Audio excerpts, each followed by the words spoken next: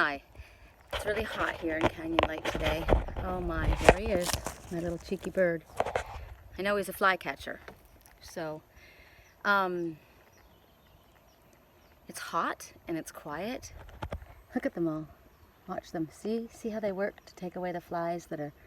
Now what are the flies that they're trying to take away? I asked myself that. Ooh, there's a feather. Did you see that? That feather floated, so make a wish that's telling you that angels are with you. So I'm getting a thumbs up for this message. Okay, good. I kept getting from Spirit. I kept hearing the word. There's the little flycatcher on the railing. Compromise. And I was not sure what I was that I was supposed to do to compromise, because for a long time, in the last couple of years, it's been about, standing up for yourself, setting boundaries, not putting up with disrespectful behavior, expecting more for yourself, not less. Not having to always be the one to feel that you need to reach out to another. And so I've been working on that. I've done a really good job of that. And as I told you, my father walked out of my life again for the probably third time. And I just let it go. And I thought, I'm not going to chase you. It happened with my daughter, it happened with my son. I thought, it just happened with friends. It happened with someone that I love very much. And I thought, no, I'm not going to go chase after anybody that doesn't, if you don't appreciate my presence, you're going to appreciate my absence. And so I did that, and I've been very strong and very firm. And my daughter she's my daughter. I love her, and you love somebody, you have problems, you have disagreements, you have fights, and it doesn't mean that you cut somebody out of your life. You don't cut the people out of your life that you love. And when they do it to you, sometimes there's nothing that you can do about it, but honor it. And several months after my father did that, I heard on the radio, do you have an aged parent that you're concerned with that might, fall when you're not there? Is there anybody there to help them? And I thought to myself, oh, God, no, there's nobody there. He's alone. He's 75 years old. I have worried about him because I've been driving in the car with him, and we've almost had a head-on collision 5 times because he just wasn't paying attention, and it made me nervous. So I thought about it for about 30 seconds, and this is going to come back. The theme of this whole message to you guys is, what would love do? What would love say? So to me, what would love do? I wrote to him and I said, I am honoring our space. Clearly we made the agreement that we weren't going to be in each other's lives, and but I'm just checking to make sure that you're healthy. If you are, please let me know, and that's fine. And if not, please let me know as well. And I dreamed about what happened when he got the email, and it's funny because they didn't show me the dream until the next day, but or the next night. But he was confused. He didn't know what to do because he knew that it wasn't right what had happened. And he has, I think my dad's bipolar, and his moods change. And so when he's in that moment, he really firmly believes in what he's saying, and he comes out of it the next day and it's not there, and now what do you do, right? When I did come to him, look at them. I love that. I love that there's 3 of them. Aren't they beautiful? That's the little bird I told you that's been speaking to me. Anyway, when I did write to him, and it had been 12 years the first time, and the last time we got together, and he said to me, you kept coming and coming, because I chased him for like 25 years. You kept coming and coming, and you didn't give up. And I had to say to myself, she must really love me.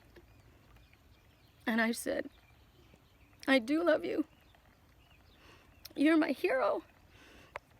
And unfortunately, I put him on a pedestal. I put him way above. And it was more than he could live up to. And it wasn't like I expected anything from him. I just felt that's my dad.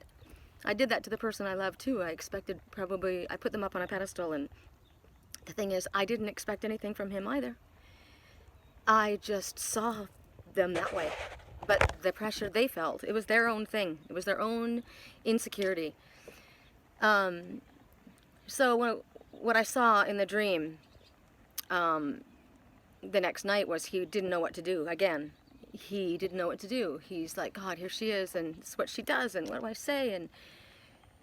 And ego is such a problem for people. My dad's very proud. You know, when he told me I was going to write to you, you know, when we got together last time, and I said, no, you weren't. I know you. He just knew that I would write to him, but he had lost hope, and his wife had died, and he had been alone for 6 months. And when I reached out to him, and it was just the time, he needed somebody in his life. And so, unfortunately, he allowed his emotions, and there was a confrontation about something that wasn't right, and I stood my ground, and he didn't like it. He saw me as a child still, not as an adult, and that was the end of our relationship again. So when he saw the email that I wrote the other day, the other month, in my dream they showed me he was confused. He didn't quite know how to handle it, and he wrote the letter, and then he erased it, and then he wrote it again, and then he erased it. It's funny because I saw this in a dream, and I didn't know what they were showing me. The words coming and then being erased, and words coming and then being erased, and words coming and being erased. And then finally the email that I got back, and it was interesting because I didn't get a message until the end of the day, so I knew that this person was trying to think of what to say, how to respond. And what he wrote back was, hi Sherry, thank you for writing and asking. I'm very happy, thank you. And he signed it Bernie, you know, not Dad. And my daughter and I were talking just recently, and we hadn't spoken in a while too after this whole big thing had happened, because she was there when it went down, and she thought I didn't handle it right. But I was guided. I was shown exactly what was about to occur. I asked my higher self. I asked specifically, how do I handle this? What do I say? Do I go now? Do I wait? And I followed everything that I was guided to do. And I was shown that, you know, it's going to cause a problem. It's going to be chaotic. But in the end, your courage is going to be appreciated. And you need to go now and do it. So I did it, and I did it while my daughter was there. And she said it wasn't right. She felt uncomfortable. But I knew at the time that it was supposed to happen that way, because she was supposed to be a witness to it. She was supposed to have seen how things went down, and what I said and what he said and how it occurred. And she just did my hair a little while ago. My daughter's the most amazing colorist in the world. She's the best. And she started talking to me about it, and she started telling me things that she had noticed, because she had stayed in contact with him. That was the one thing I did ask him when we split it off. I just said, please do not disconnect from your granddaughter as you have me my whole life. It's not her fault. And so he didn't, which was nice. And but she's noticed things, and it's funny because she started to say things that about him, and I said, I told you he's bipolar. And she says, well, it's weird. She goes, you know, one day, you know, he signs it love Gramps, and the next day it's, you know, my friend, and it's just, she says, it just depends. And I said, it's his mood. It's moods. It's moody. He's bipolar. I don't think he realizes it. And I do now realize what my mom went through, you know. So it was kind of like a coming full circle perspective on everybody able to see why people behaved the way that they did. I saw what was the kind of go behind scenes of what was happening with my mom and dad. I understood what my brother went through with him at work. I clearly now as an adult saw how I was being affected, and now my daughter saw it. So it helped my daughter and I, you know, because she recognized that, wow, you know, it wasn't necessarily what I understood it to be when it all went down. And so this morning I woke up, and I was having dreams last night, and I was in somebody else's head.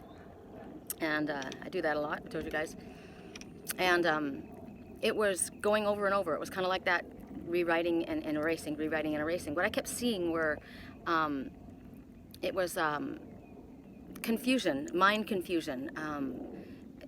Is it this? No. Is it that? No. Is it this? No. Is it that? No. Is it this? And I thought, wow, what's going on? Because I was observing, and it's somebody that I'm connected to. And what's really interesting to me is the person that was my friend that we haven't spoken to in a very long time is very much like my dad. Of course, because you fall in love with people like your mother, like your father. Now, not exactly the same, but there are things about it. So, who was I looking at? Who was I seeing? It didn't really matter. The point was, I kept hearing the word compromise again, and I thought, and then I heard what I always ask, you know, what would love do? What would love say? What would love do? And so I heard Spirit say, and it was my higher self. I keep saying I heard Spirit. It's my higher self connecting, saying, keep it simple.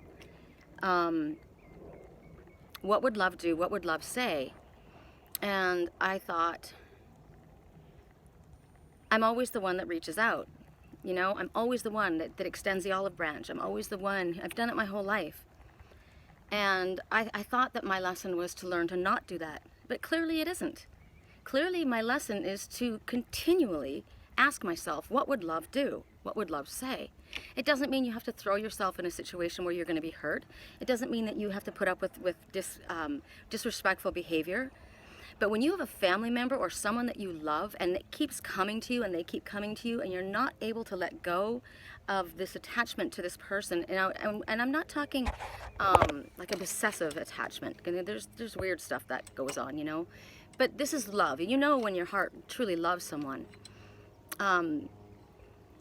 What if this person has a problem? What if this person is, their ego is involved? But maybe it's not their ego. I mean, it is ego. It's the ego of the spirit. But maybe it's not so much that they're being prideful, but maybe they're embarrassed. Maybe they're shy. Maybe they don't know how to dig themselves out. Maybe they've said something at a time when they truly felt like that they meant that. You know, it could have been, you know, sometimes people, I had a friend that wrote to me the other day, and he's gotten sober. I love him. He's a big teddy bear. He reminds me of these two individuals as well. And we were talking, and he says, you know, I've said things to people when I had been drinking, and I wasn't even aware that I did that. And other people told me, and he says, you know, I would never ever want to hurt anyone that I loved. And I know that about him. I know that about him. I always felt very, very, I instantly felt connected to him because he was of course mirroring two people in my life that I very much love and who have that same thing. My dad wasn't a drinker, but sometimes he'll be in that mood because of his personality, you know, the bipolar kind of thing where he will understand something a certain way and it hits him wrong. And what happens a lot with my dad is I'll speak and out from my mouth comes my mother in his mind because I sound like my mom. My daughter sounds like my mom. I sound like my mom. You know, my aunt sounds like my mom. If you were to call any of us and they were to pick up the phone, we all sound the same. And so I said something in that argument, and when I spoke, I knew right away. Actually, I didn't know right away, but I thought I did, and he told me later. When you spoke, your mother was sitting there, and I said, but I am not my mother. I'm me. And I didn't say what you thought that I said. So clearly, what it was doing it was bringing up, since this is retrograde season, it was bringing up past wounds that had yet to be healed. And these wounds came from his childhood. They didn't just come from my mother. They came from his childhood. And and you know how you will continually draw or be drawn to people who mirror events in your life, good or bad, because you're trying to heal. So and you know what's interesting about my mother's voice is, and my daughter's voice, and my voice, is that my dad said to me and said to my mom and just said to my daughter, she just told me the other day, you have such a beautiful voice. I love to hear you talk. And your mom had such a beautiful voice. And then when he was talking to my daughter, he says, God, Lisi's got such a beautiful voice. And so there's two halves of one coin, right? On one side, there's this, you're drawn to this person because they remind you of someone in your life that meant so much to you, and yet maybe there's aspects about them that also remind you of dysfunctional aspects in that relationship too. And so the battle is between trying to find the balance between the two. We usually go after men who are like our dads. We fall in love with our dad because we're women, and men usually fall in love with a woman that is like their mother because the man is looking for a nurturer. We're not looking for a mommy, and I'm not looking for a daddy.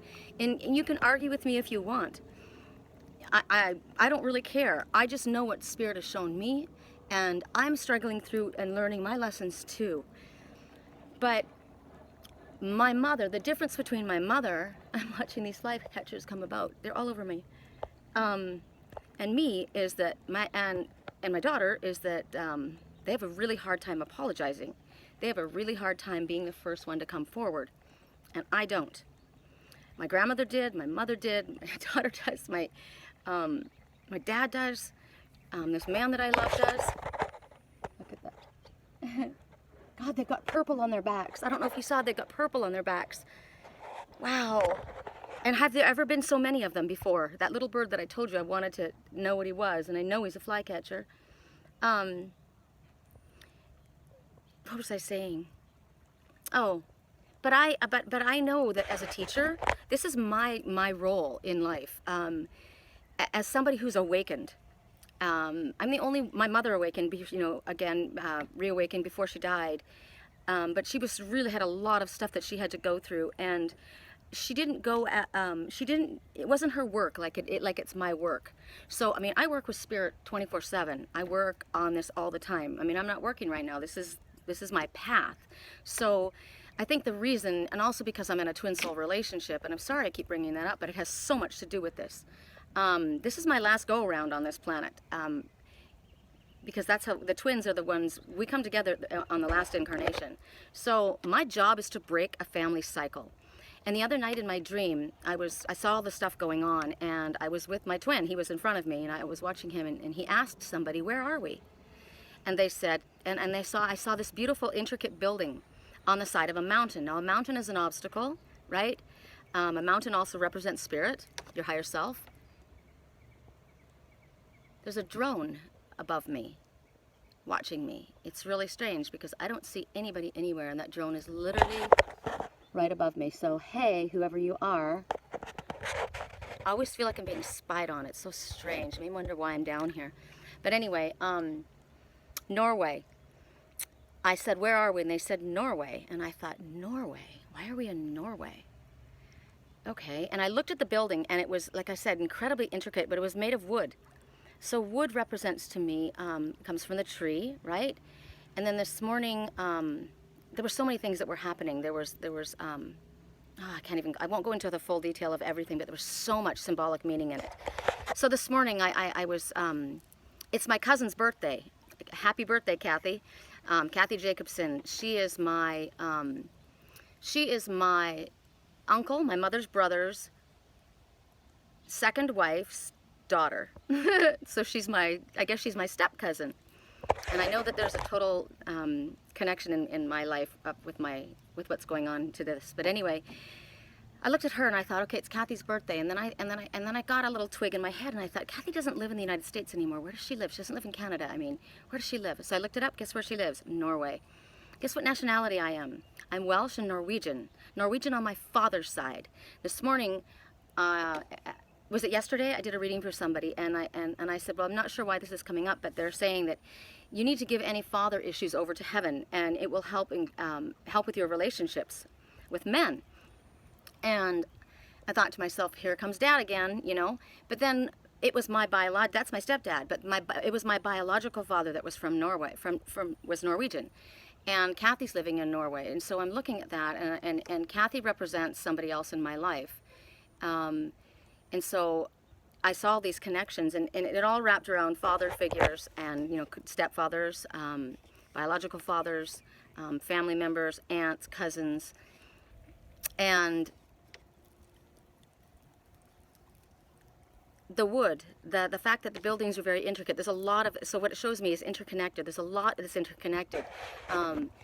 We are all so connected. It's amazing. I mean, my clients and I, and we find that, what is it, 6 degrees of separation? I don't even think it's that much anymore. And in a twin soul relationship, we are very connected. Families, we mirror one another. So the fact that this building was on a mountain, so there was an obstacle, a challenge, but they're asking me to look up into spirit, and I saw that it was very, very intricate. It was made of wood. Wood comes from trees, so it's talking about family tree. So there's an issue in your family tree that needs to be dealt with.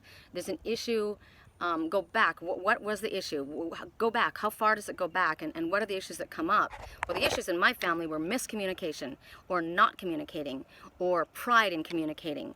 My mother and my grandmother, who almost, pretty much raised me. I love my grandma. They didn't have a good relationship because of issues that went back in their family tree. And they went 10 years, the last 10 years of my grandmother's life, they didn't speak. And my mother I mean, her mother died without her speaking to her, and that's a horrible thing, you know. And my mother and I had a really difficult relationship as well. And I thought, you know what, you don't want that same thing to happen. And she made it really hard on me. She was dying, I told you, of cancer, and I didn't realize that she was. She lied to me. She didn't want me to know. And so she was pushing me away physically. She was scared. She was upset. She knew I would want her to fight, and she didn't want to use any false, you know, she didn't want to use any means of like chemotherapy or radiation to prolong her life. She just wanted to live her life as it was, as long as she could, and then let it go. And she knew that I wouldn't want her to do that. I would want her to fight. Well, it was her choice, you know, but she didn't tell me. So she made things really, really difficult, and she was scared, clearly, and she was in pain. And I had no idea all the reasons why she acted the way she did. And so we kept having a distance, and it got really bad, and I took off. And I didn't want anything to do. I just said, I can't handle this, and I pulled away. I did it all the time. I kept pulling away, and I'd go back because I'm the one who always goes back. And the night before she died, I've told you guys this story before, the night before she died, I went to her. I called my daughter and I asked her to go with me, and anyway, we ended up going, and it was, I had no idea how bad things were when I got there, and she saw my daughter, she saw me, she saw my grandson, we were all there together, and the next morning I found her in a coma and she was gone. If I hadn't have gone, I hadn't have been there, I would have, it took me years, and I still haven't gotten over it. It's been 7 years, I think. Isn't that interesting? 7. The number 7 coming, you're on the right path. So I know this is the right thing to be saying. Blue dragonfly. I have a blue dragonfly in my life.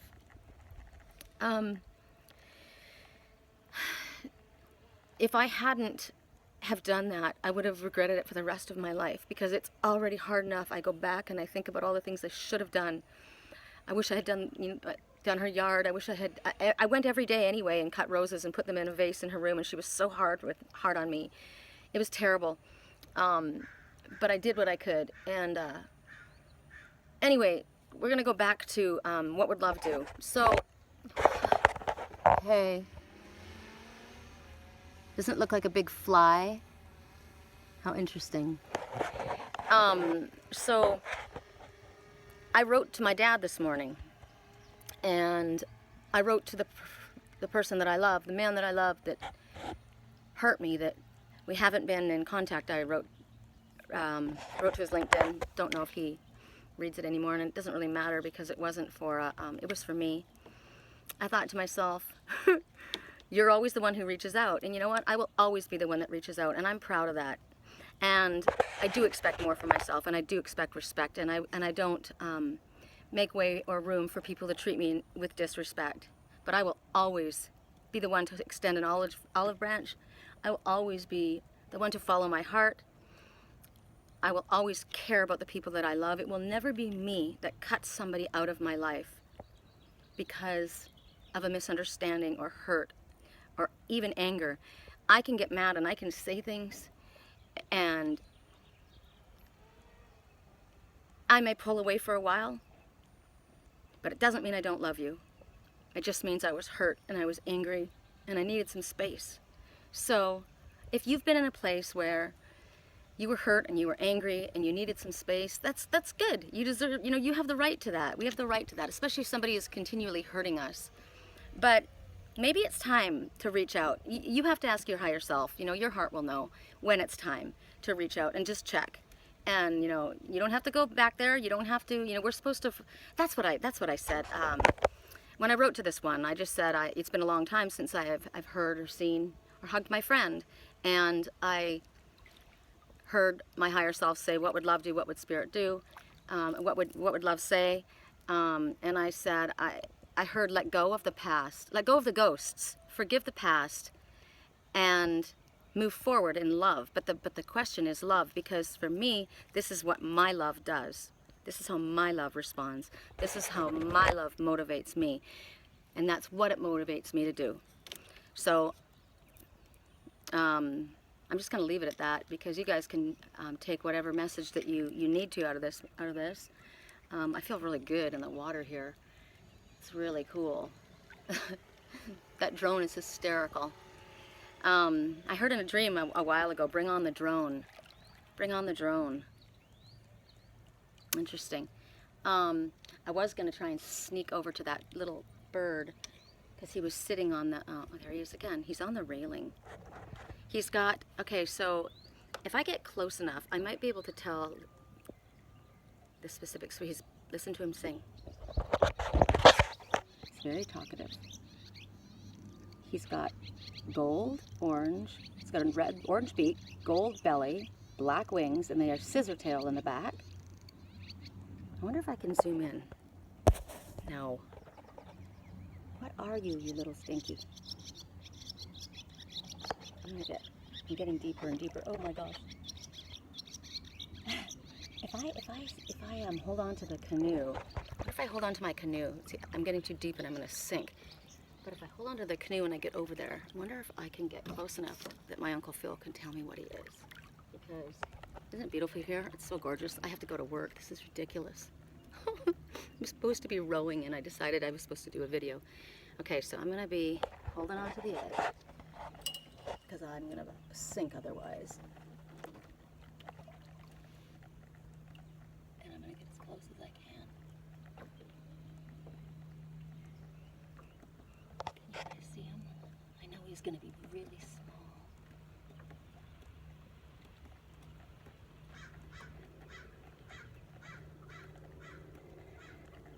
He's trying to figure out what I'm doing. Uncle Phil, take a look at him. Oh, he's really cute. He's got a shiny black head. So he doesn't have a crest head. He does have scissor tail wings. Red under his throat. Kind of white on his belly.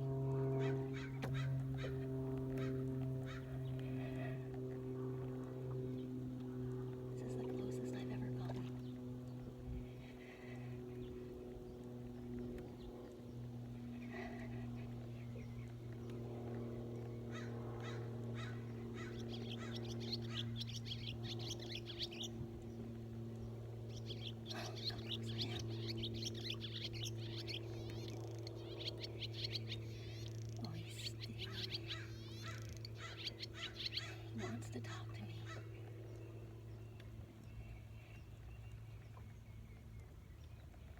Look at my blue dragonfly is right next to him.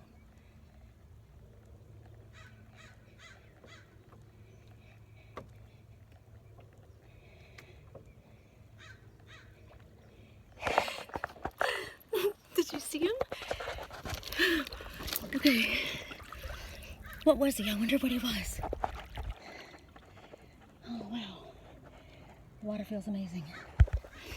Okay, so another message is look at the water and see the algae bloom? Algae bloom, blooming.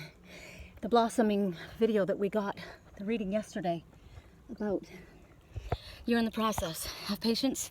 Things are blooming in the water. So the water is representing emotion. Things are blooming. I'm excited to kind of pull this video back and see if I can zoom in and see what that little guy is, because I know he's a flycatcher. I know he's a flycatcher, but the specific kind of flycatcher he is, I need to find out, Uncle Phil. Oh, thanks for going there with me, you guys. Oh, it feels good to swim. I think I'm gonna go for a swim right now. I hope this helped you guys, and remember, in any situation that you find yourself, ask yourself, what would love do and what would love say? Take a little time if you need to, but once you get there, do it. No. Just then I had about 4 of those little guys fly above my head. And I gotta tell you, I've been taking supplements, tinctures. I gotta tell you this because it's embarrassing to me.